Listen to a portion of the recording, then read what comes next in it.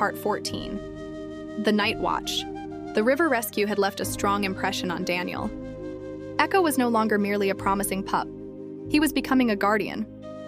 Yet Daniel also knew that courage could be tested in many ways. Sometimes the hardest challenges came not in the daylight, but under darkness. One autumn evening, the air crisp with falling leaves, Daniel and Echo sat on the porch after supper.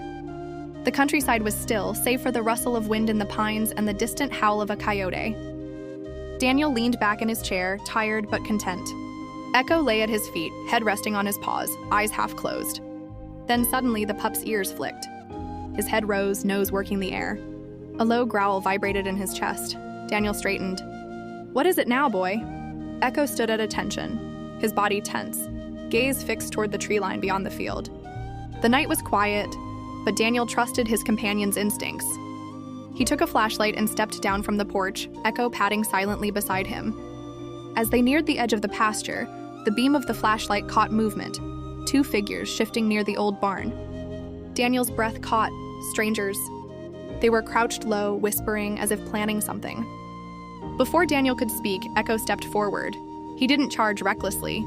Instead, he positioned himself squarely between Daniel and the barn, shoulders set, tail stiff.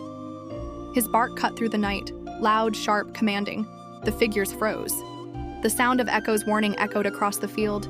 No longer the bark of a puppy, but the voice of a protector.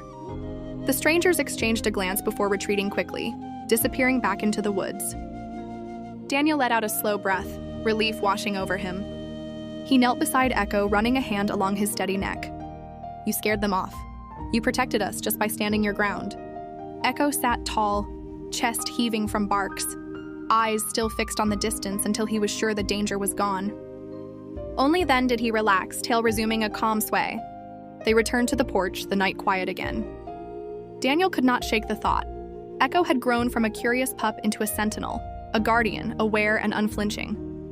As stars glittered overhead, Daniel whispered, "I sleep easier knowing you're watching." Echo, lying once more at his feet, stayed alert even as his eyes drifted closed, the guardian of the night. Please don't forget to share, like, and subscribe for more.